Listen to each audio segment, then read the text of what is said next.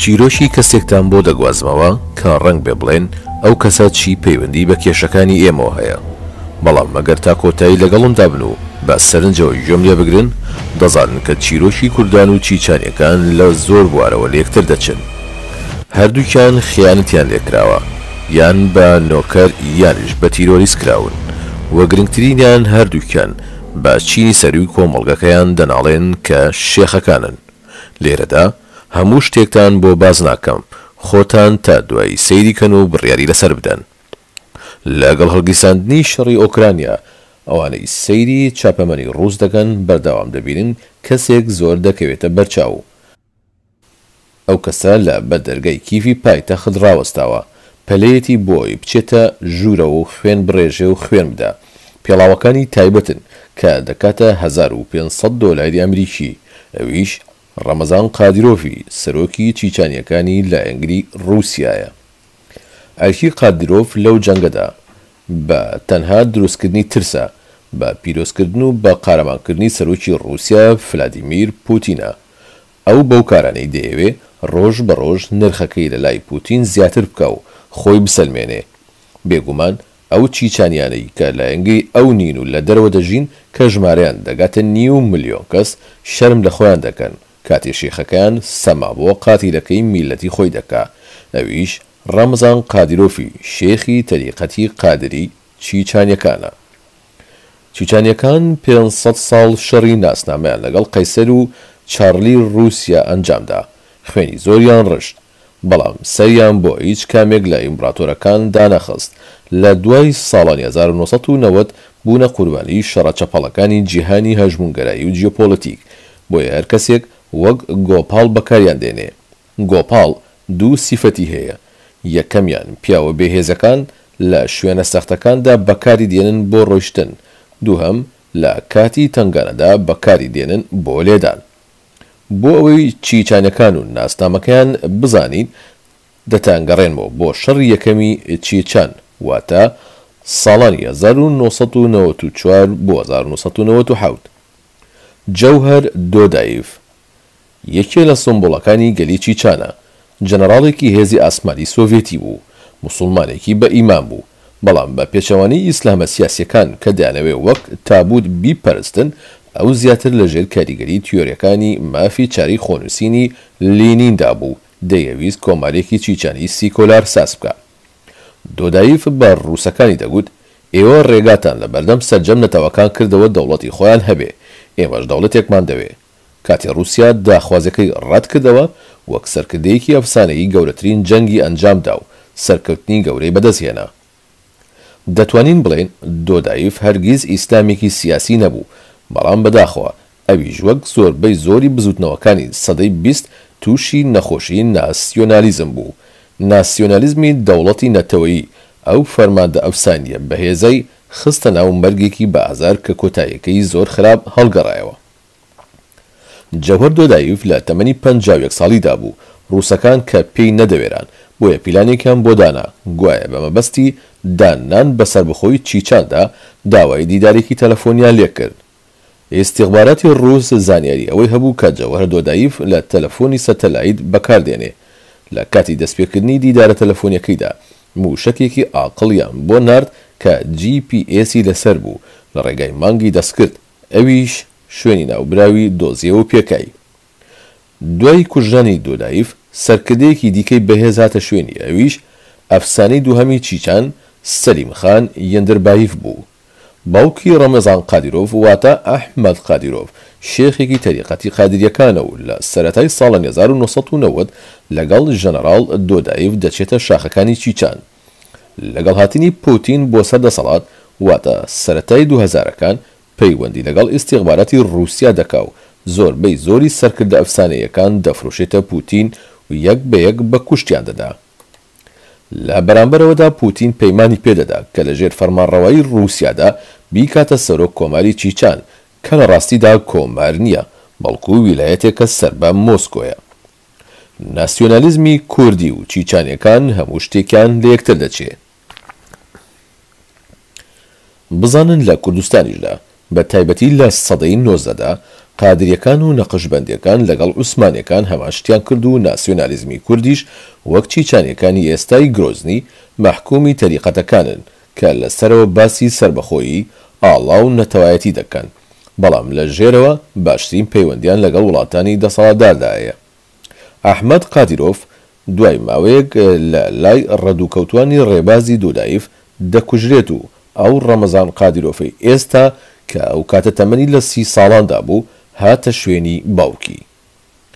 قادیرۆف بە تەنها والیەکی مۆسکۆیە و گرانترین پێڵاو لە بەردەکا، گەورەترین باخچەی ئاژەڵی هەیە و وەک تاجیرێکی شەڕدەژی. زۆربەی سەرچاوەکان بازەوە دەکەن کە ماڵەکەی قادیرۆف دوو بەشە، بەشێکیان تەکیە و شوێنی تەسەووف، لەلایەکی دیکەش شوێنی ڕابواردنی ئەوە لەگەڵ کچان و ژنان.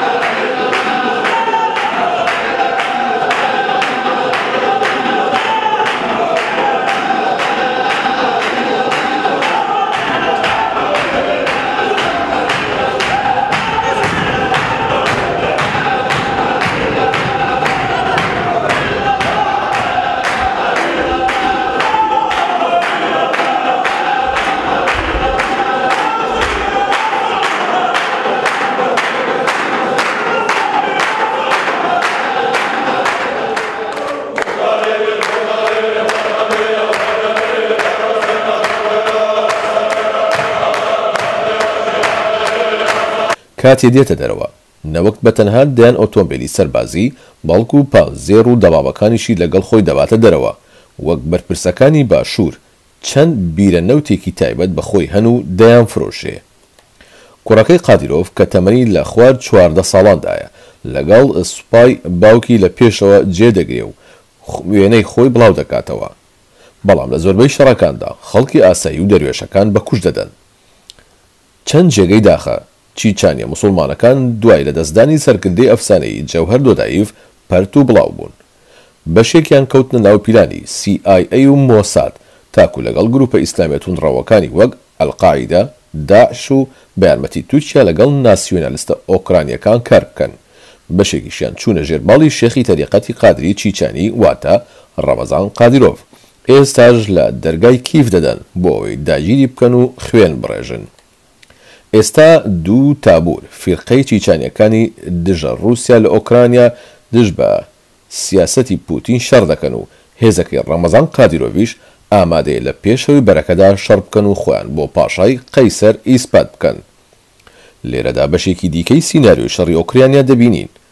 ئەو یاریە زۆر لە مەسەلەی گەری ئۆکرانیای هەژار گەورەترە کە هەم کراوەتە قوربانی، هەم ڕۆژانە لە ڕێگای مێدیاکانەوە چاواشە دەکرێت، وەک سوتەمەنی دژ بە رووسیا بەکاردێنرێ و دەربەدەر دەکرێت، وڵاتەکەی دەسووتێنرێ، لەولاشەوە ئەڵێن وەرن ئێوە پەنابەری شایستەن و ئێمە بێجێگا و نانتان ناکەین.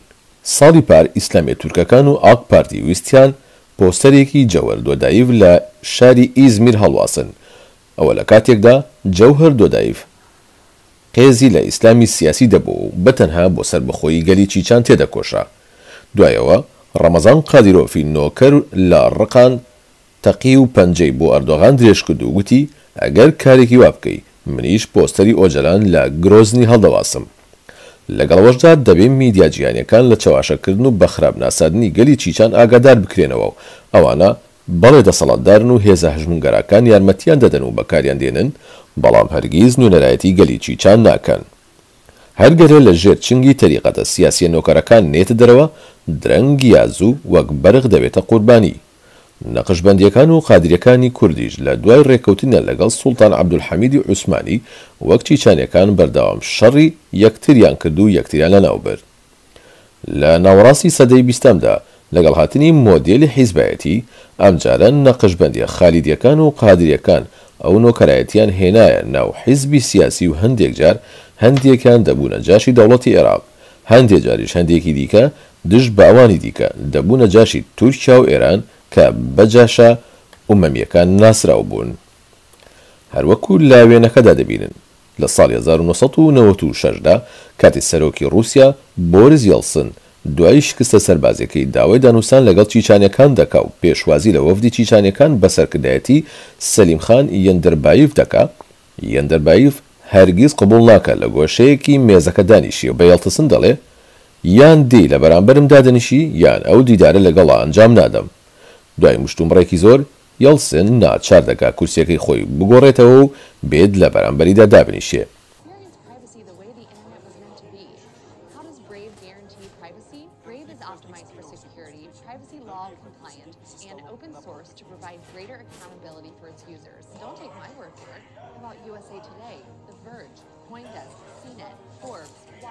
Brave does this all for free, no extensions necessary, and you can import your bookmarks. Join the 8 million active users and download Brave today. Садитесь. Садитесь. Нормальный тон. Садитесь. Нет, один на один мы не поговорим. Садитесь, пожалуйста. Вы можете меня... Надо, чтобы прекратить кровь, поэтому хватит, отвоевались, отвоевались, отвоевались.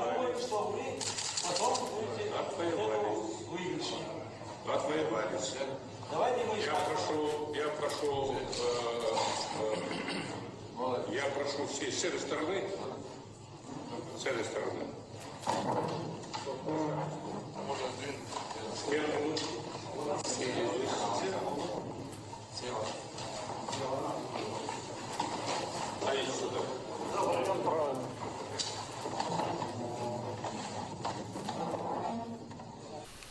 بەڵام ڕەمەزان قادیرۆڤەکەی کوردان کە جگە لەسەر بەخۆیی و دەوڵەتی کوردی هیچی دیکەیان قبوڵ نییە بەردەوام لە گۆشەی مێزەکەی ئەردۆغان دادەنیشن و ئەردۆغان وەک گوالی ئایالەتێکی تورکیا چاویان لێ دەکا.